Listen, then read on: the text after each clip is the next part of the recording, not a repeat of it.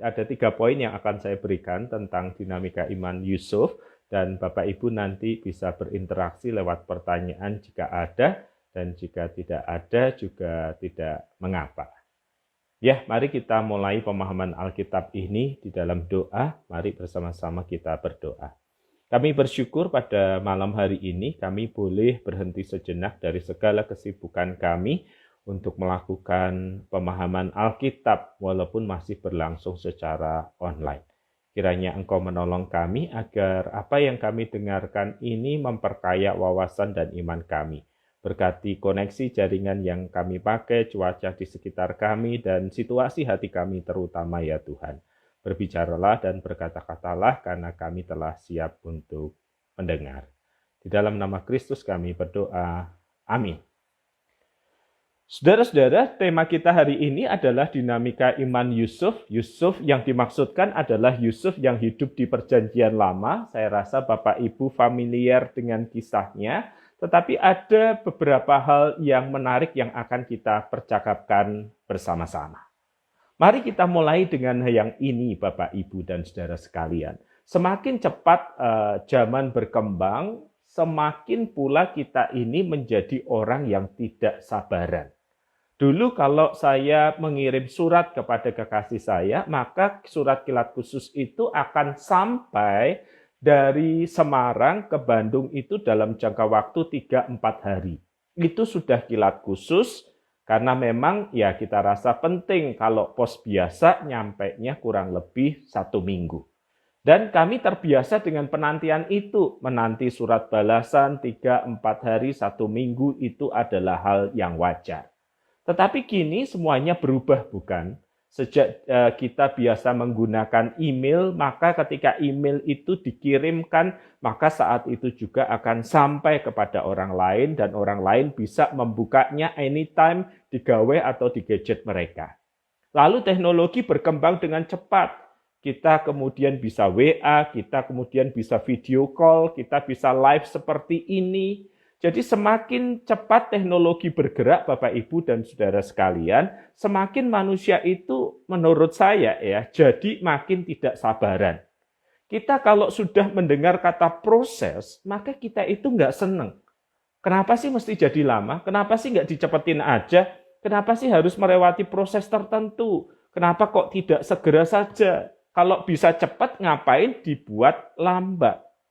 Oke lah, kita bisa menerima sebuah proses asal progresnya, kemajuannya itu jelas. Dan semua piranti teknologi menggunakan sistem ini. Bapak Ibu memesan makanan dari GoFood, dari GrabFood, Bapak Ibu memesan taksi online, Bapak Ibu memesan segala macam, itu membutuhkan proses kan. Tetapi prosesnya itu bisa terpantau progresnya. Oh, drivernya sedang pergi ke restorannya. Oh, restorannya sibuk. Oh, 15 menit lagi akan dikirimkan. Oh, posisi drivernya sudah ada di dekat rumah kita. Jadi kita ini bisa tahan dengan sebuah dengan sebuah proses selama progresnya, perjalanannya, perkembangannya itu jelas. Kalau ada sebuah proses tapi tidak jelas progresnya, maka kita dengan mudah akan putus asa. Sudah berobat lama sih Pak WP kok nggak ada tanda-tanda kemajuannya ya.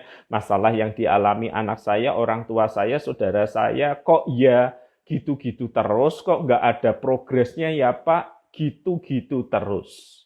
Nah kita ini tidak sabar dengan sebuah proses yang nggak ada progresnya, yang nggak ada laporan tahapan perkembangannya. Bapak Ibu setuju dengan itu? Silahkan kalau Bapak Ibu setuju boleh mengklik reaction yang ada, boleh menuliskan kalimat setuju ataupun tidak setuju.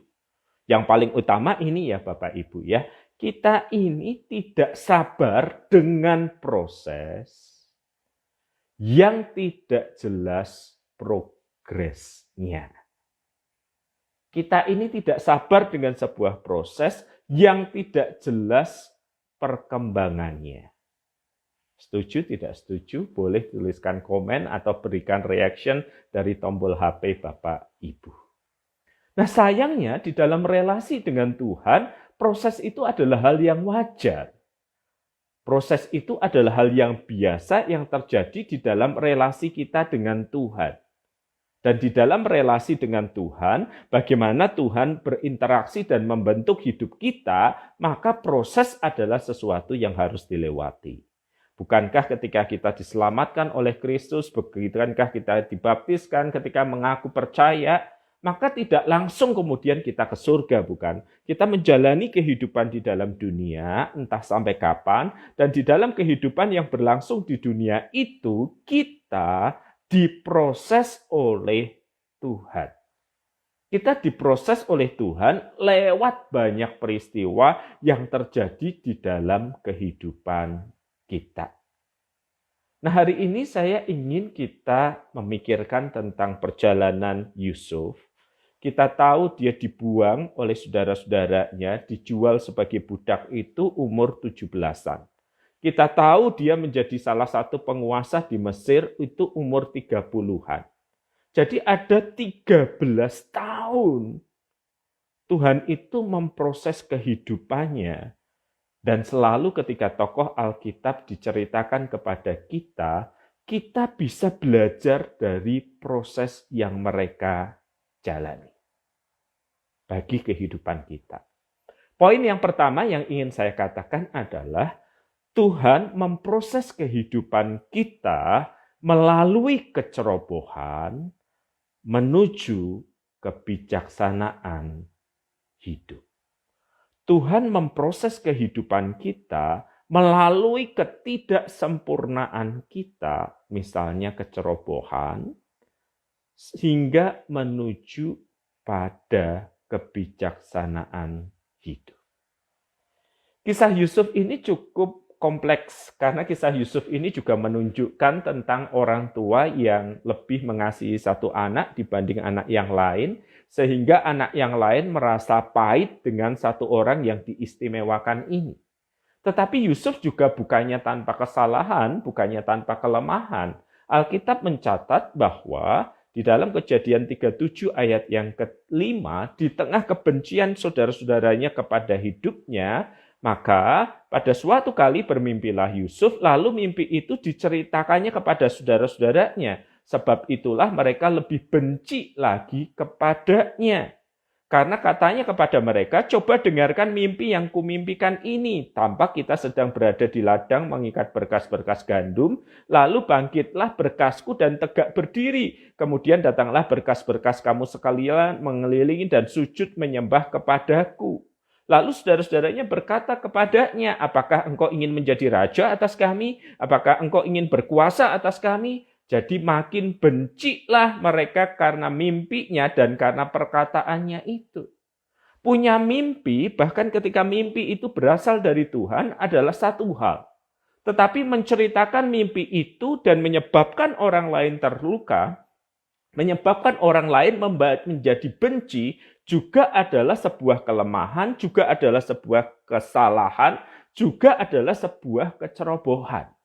Dan kita mungkin bisa mengatakan, iya Pak, Yusuf menjadi ceroboh karena dia masih sangat muda, umur 17 tahun, walaupun dia anak yang belakangan, tetapi Tuhan kasih dia mimpi yang gede, Tuhan kasih dia visi yang gede.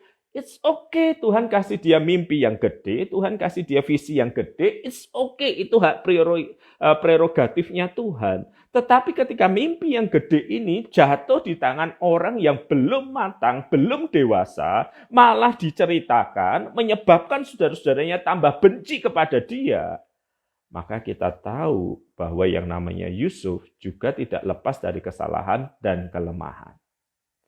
Di umur 17 tahun, Yusuf struggling, bergumul dengan kelemahan dan keterbatasannya karena ketidakmatangan kehidupannya yang membawa dia di dalam sebuah kehidupan yang kemudian lebih dibenci lagi oleh saudara-saudaranya. Ya, itulah orang yang dipakai Tuhan. Selalu bertitik tolak dari orang yang punya kelemahan, punya kesalahan, punya keterbatasan. Tetapi Tuhan memprosesnya. Dari kelemahan, keterbatasan, dari kecerobohan, menuju pada kebijaksanaan hidup. Yusuf yang berumur 30 tahun ketika dia menjadi pemimpin di Mesir adalah Yusuf yang berbeda. Adalah Yusuf yang sudah matang, adalah Yusuf yang sudah mencapai destiny atau tujuan Tuhan di dalam kehidupannya. Dia sudah menjadi penguasa di Mesir, dan karena dia sudah menjadi penguasa di Mesir, maka seharusnya dia bisa membalas dendam kepada saudara-saudaranya. Tetapi Alkitab mencatat dalam Kejadian 50 ayat 20, Yusuf berkata, memang kamu mereka-rekakan yang jahat terhadap aku, tetapi Allah telah mereka-rekakannya untuk kebaikan dengan maksud melakukan yang terjadi seperti sekarang ini, yaitu memelihara hidup suatu bangsa yang besar. Tuhan memproses kehidupan kita kalau kita bercermin dari kisah Yusuf, dari kelemahan, kesalahan, kecerobohan, menuju kebijaksanaan hidup. Nah, di sini ada beda cara melihat. Keberhasilan itu selalu penting bagi manusia. Tetapi di mata Tuhan, proses pembentukan karakterlah itulah yang terpenting. Maka Tuhan mengizinkan 13 tahun kurang lebih dari kehidupan Yusuf untuk diproses menjadi seorang pemimpin, tetapi dengan karakter yang lebih matang, lebih bijaksana, yang tidak membalas. Manusia selalu berorientasi hasil. Di perusahaan Anda dinilai dengan key performance indicator. Walaupun mereka menghargai proses, ujung-ujungnya ya mereka menanyakan tentang hasil. Sales juga ditanyain berapa banyak closing, pendeta di gereja tertentu ditanyain berapa banyak jemaatmu, berapa banyak bertambah. Kita ini terus dididik, dilatih, dipaksa zaman ini untuk terus berorientasi pada hasil. Tetapi Tuhan lebih tertarik dengan sebuah proses. Dan proses itu bisa berlangsung menurut waktunya yang bukan waktu kita. Proses itu bisa berlangsung panjang. Dan ketika proses itu selesai, maka bagi Tuhan cukup. Yang pertama, Tuhan memproses kita melalui kelemahan menuju kebijaksanaan hidup.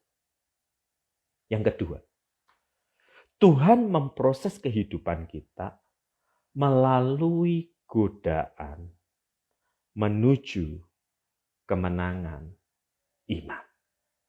Kita tahu kisah selanjutnya di dalam kehidupan Yusuf kan Bapak Ibu, dia tidak jadi dibunuh, dia dilempar ke sumur, dia diangkat lagi, dia laku untuk dijual sebagai budak di tanah Mesir.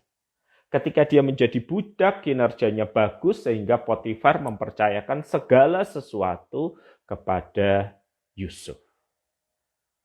Tetapi belum berhenti di tempat itu. Kejadian 39 ayat 7 mencatat godaan yang datang dari istri Potifar. Selang beberapa waktu istri tuannya memandang Yusuf dengan birahi. Jadi ini perempuan, istri seorang petinggi, melihat anak muda usia 17-18 tahun dengan birahi, lalu katanya, marilah tidur dengan aku. Alkitab mengatakan bahwa godaan itu tidak hanya berlangsung satu kali. Kejadian 39 ayat 10 mengatakan, walaupun dari hari ke hari perempuan itu membujuk Yusuf, Yusuf tidak mendengarkan bujukannya itu untuk tidur di sisinya dan bersetubuh dengan dia. Mari kita bayangkan Yusuf, umur 17-18 tahun, 17 tahun dibuang, 18 tahun barangkali ada di rumah Potifar, sedang akil balik melewati proses itu, mengalami luka kepahitan hati akibat dibuang oleh keluarganya. Dia sekarang jadi budak. Godaan yang dilakukan istri Potifar itu pasti akan memenuhi kebutuhannya dalam beberapa hal. Pertama jelas kebutuhan seksual seorang pemuda usia 17-18 tahun. Siapa yang tidak bergumul dengan aspek seksualitasnya di dalam kehidupannya? Apalagi ini istri Potifar yang mau, dia tidak harus mencari-cari. Dua, kebutuhan akan pengakuan. Kalau dia jadi budak, ujung-ujungnya apa? Ya terus budak. Tetapi kalau dia mau tidur dengan istri Potifar, dia dapat apa? Dia bisa jadi simpanannya istri Potifar, bukan? Dan kondisi sebagai simpanan istri Potifar jauh lebih baik daripada jadi budak. Apalagi kalau kemudian Potifar meninggal duluan, yang simpanan bisa di-upgrade menjadi pasangan resmi kan. Jadi inilah mekanisme godaan di dalam kehidupan kita. Godaan untuk berbuat dosa itu selalu mengetuk pintu yang namanya kebutuhan kita, dan itu make sense. Masuk akal, terasa masuk akal dong. Mereka yang berusia belasan dirayu oleh seorang perempuan untuk tidur, kebutuhan seksual terpenuhi, kebutuhan rasa aman secara psikologis didapatkan, uang barangkali juga didapatkan. Yang membuat godaan sulit ditolak, Bapak Ibu coba perhatikan saya dan refleksi pada kehidupan kita, nggak perlu menunjuk orang lain. Yang membuat godaan dosa itu sulit ditolak adalah karena dia selalu mengetuk pintu yang bernama kebutuhan. Dan godaan itu menawarkan pemenuhan kebutuhan itu, walau dengan cara yang berbeda dan bahkan bertentangan dengan kehendak Tuhan. Tidak mudah Bapak Ibu menolak godaan yang menyentuh kebutuhan kita. Dan godaan itu menawarkan lebih dari sekedar memenuhi kebutuhan kita. Bagi Yusuf, godaan itu bisa membuat dia di-upgrade hidupnya. Dari budak jadi simpanan, dan barangkali jadi pasangan resmi. Tetapi kalau Yusuf menyerah pada godaan istri Potifar itu, ujung-ujungnya dia hanya jadi simpanan istri Potifar. Dia tidak bisa meraih destiny Tuhan di dalam kehidupannya. Bahwa dia akan menjadi pemimpin Mesir. Itu destiny Tuhan. Bukan menjadi simpanan dari istri Potifar. Lalu bagaimana Yusuf menang dari godaan itu? Dia berkata kalimat seperti ini. Kejadian 39 ayat yang ke-9. Bagaimanakah mungkin aku melakukan kejahatan yang besar ini dan berbuat dosa terhadap Allah? Jadi dia tahu itu kejahatan di mata manusia dan itu dosa kepada Allah. Dia selalu hidup di dalam kesadaran bahwa Allah itu ada. Dia hidup di hadapan Allah atau koram de atau koram deo. Kesadaran bahwa hidup kita ini selalu ada dan terlihat di hadapan Allah. Lalu bagaimana Yusuf menang atas godaan itu? Alkitab mencatat tetapi Yusuf meninggalkan bajunya di tangan perempuan itu lalu lari keluar. Dia tidak bersalah di mata Tuhan, walau dia difitnah di mata manusia. Dan akhirnya dia masuk penjara. Satu pelajaran berharga yang harus kita ingat. Ketika kita menang dalam godaan terhadap dosa, dunia tidak bertepuk tangan kepada kita. Tetapi surga yang bertepuk tangan. Ketika kita menang atas godaan melawan dosa, dunia mungkin malah bertanya, kok nggak mau, kok nggak diambil, kok nggak direspons? Memang bodoh kamu, ditawari nggak mau. Ketika kita menolak godaan dosa yang datang dari dunia ini, maka dunia tidak akan memberikan tepuk tangan kepada kita. Ketika kita menolak godaan dari dunia ini, yang bertepuk tangan adalah surga. Jadi Yusuf lolos dari godaan hingga akhirnya menuju kemenangan, walaupun dunia tidak memberikan apresiasi apapun untuk penolakannya. Dunia malah menjobloskan dia ke penjara. Jadi mari kita review dua hal dulu yang kita pelajari sebelum kita masuk poin yang ketiga. Yang pertama, Tuhan memproses kehidupan kita dari kelemahan dan kesalahan, dari kecerobohan menuju kebijaksanaan hidup. Yang kedua, Tuhan memproses kehidupan kita melalui godaan menuju kemenangan iman.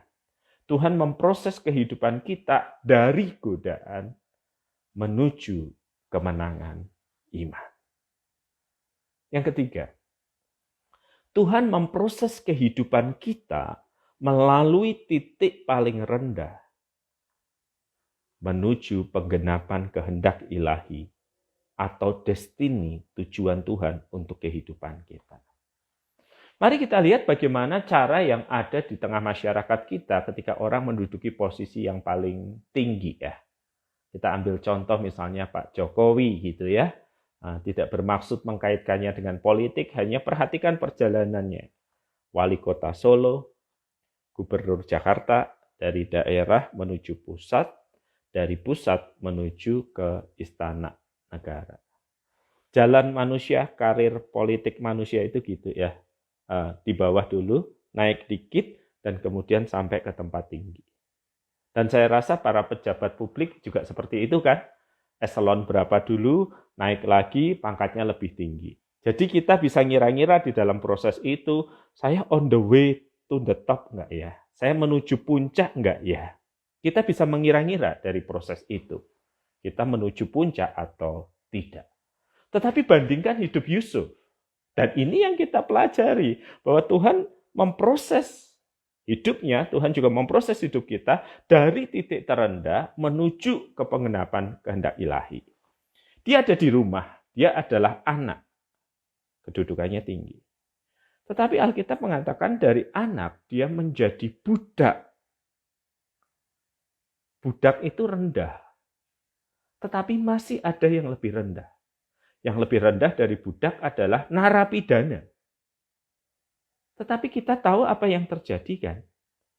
Justru di titik yang paling rendah itu, yang ketika manusia berpikir itu jauh dari rencana Tuhan, jauh dari destiny Tuhan, justru di titik terendahnya Yusuf sebagai manusia, dia paling dekat dengan penggenapan rencana Tuhan di dalam hidupnya. Karena di penjara itu dia ketemu juru minuman raja, juru makanan raja. Dia berhasil menafsirkan mimpi mereka dengan tepat, tetapi juru minuman tidak mengingatnya. Baru ketika Firaun dapat mimpi, nggak banyak orang bisa menafsirkan, tidak ada orang yang bisa menafsirkan. Lalu Yusuf dibawa dari penjara, diperhadapkan kepada Firaun dan ditunjukkan. Ini loh. Orang yang bisa menafsirkan mimpi, dan begitu Yusuf bisa menafsirkan mimpi dan memberikan usul yang masuk akal, Kejadian pasal 41 ayat 37 mengatakan usul itu dipandang baik oleh Firaun dan oleh semua pegawainya, lalu berkatalah Firaun kepada pegawainya, mungkinkah kita mendapat orang seperti ini, seorang yang penuh dengan roh Allah? Kata Firaun kepada Yusuf, oleh karena Allah telah memberitahukan semuanya ini kepadamu, tidakkah ada yang demikian berakal budi dan bijaksana seperti engkau? Engkaulah yang menjadi kuasa atas istanaku, dan kepada perintahmu seluruh rakyat akan taat, hanya tahta inilah kelebihanmu daripadaku. Bapak Ibu, kita mesti ngerti ini ya. Karena kadang kita kecewa. Semakin ngikut Tuhan kok semakin susah. Semakin turun hidup saya. Tapi jalan Tuhan berbeda dengan jalan manusia. Ketika Yusuf ada di rumah, di umur 17, dia itu jauh dari destiny Tuhan. Ketika dia jadi budak, dia itu makin dekat dengan destiny Tuhan untuk hidupnya. Ketika dia jadi narapidana, orang berkata habis hidupmu. Karena orang pada waktu itu ketika jadi narapidanya ya membusuk atau dieksekusi. Nggak ada harapan untuk lolos. Tetapi ketika dia berada di dalam titik rendah kehidupannya, di situ dia paling dekat dengan destiny Tuhan. Dan ini bisa terjadi karena dia menjaga kualitas kehidupannya.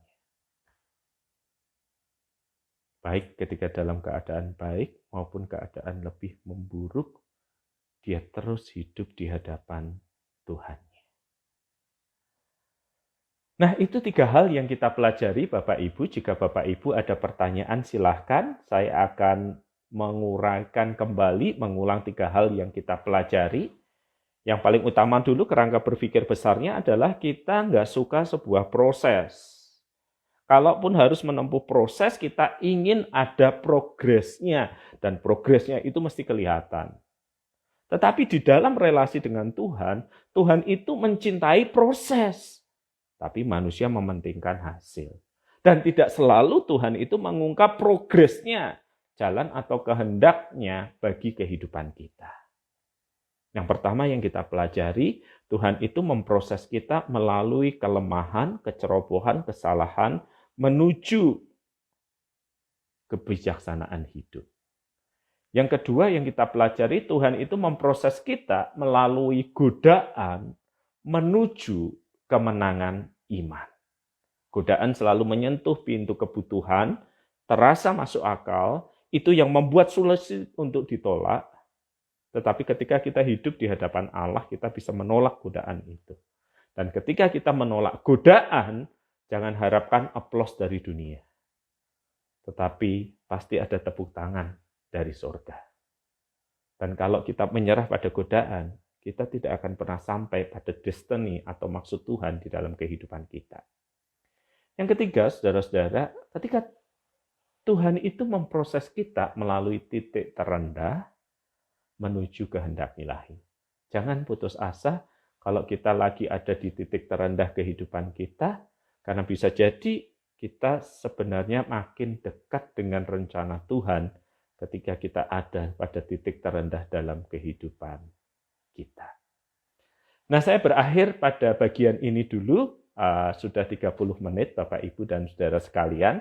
Jika ada pertanyaan silahkan diikuti, dituliskan di kolom komen supaya saya bisa mencermatinya.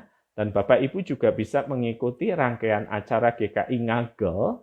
Jangan lupa follow akun Instagram GKI Ngagel, Facebook GKI Ngagel untuk informasi tentang ibadah dan yang lainnya.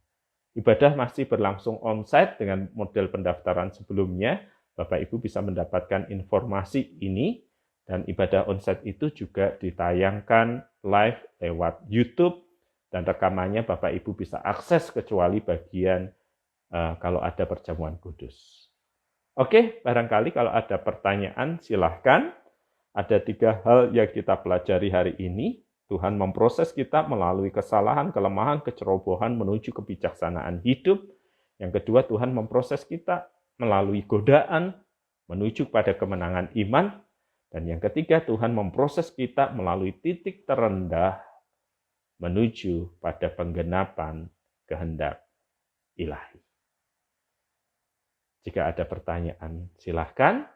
Jika tidak ada, saya akan mengakhiri dengan doa untuk Bapak Ibu. Bapak Ibu kemudian bisa menyaksikan tayangan ini, ada tersimpan di IGTV dari akun Instagram GKI Ngagel. Dan nanti juga akan diupload di YouTube GKI Ngagel. Oke, sejauh ini saya tidak melihat pertanyaan, jadi saya akan akhiri PA kita hari ini, dan nanti silahkan disaksikan dari awal 3 hal yang kita pelajari dari dinamika iman Yusuf terkait dengan kehidupan kita. Pertanyaan dari Pak Andreas Wahyu Sanjaya, apakah setiap anak Tuhan selalu diproses melalui kelemahannya? Ya, Pak.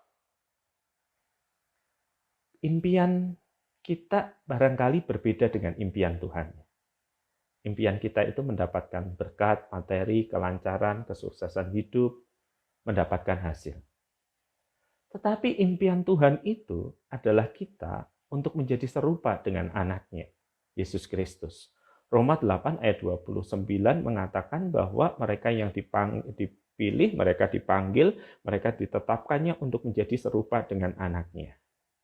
Nah, ketika kita diproses untuk menjadi serupa dengan Yesus, yang paling intens Tuhan kerjakan yang mana? Yang bagian kehidupan kita yang paling nggak sesuai dengan Yesus. Oke, tapi terus bagaimana Tuhan memproses kehidupan kita? Kan Tuhan tidak memberitahu dari surga. Tetapi ketika kita hidup bersama dengan keluarga, ketika kita hidup dengan komunitas orang percaya, merekalah yang dipakai Tuhan untuk memproses kehidupan kita. Jadi saya ambil contoh konkret misalnya. Ada orang bertobat dari kehidupan lama menjadi Kristen. Dia males, dia nggak mau kerja.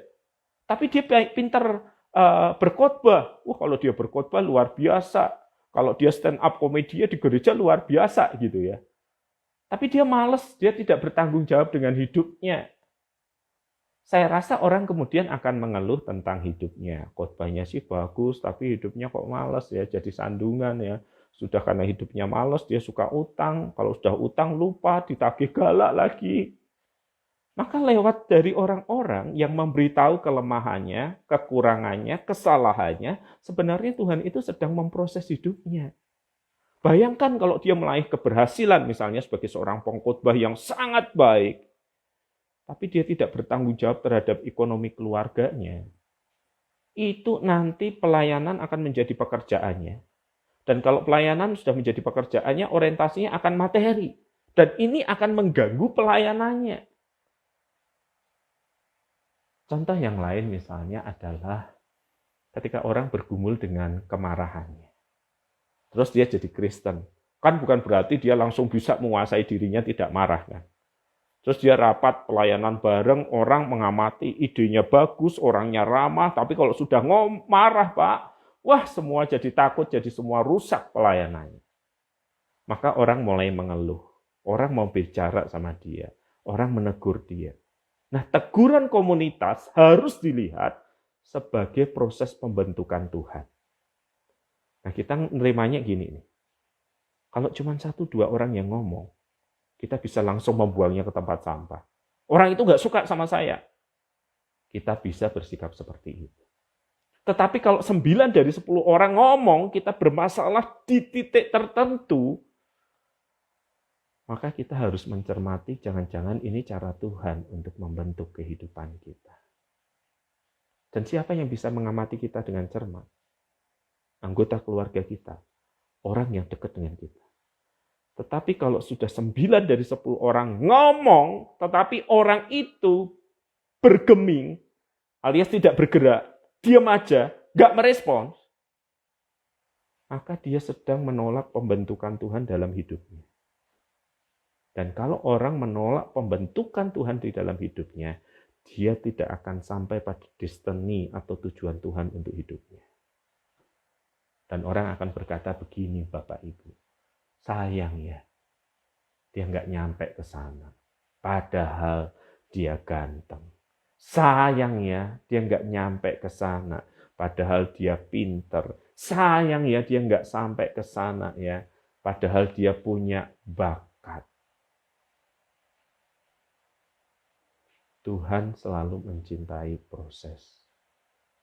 Walaupun kita selalu memimpikan hasil. Jadi Tuhan itu selalu punya impian agar anak-anaknya makin lama serupa dengan Kristus. Tuhan menempatkan anaknya di dalam komunitas agar komunitas itu yang membentuk hidupnya.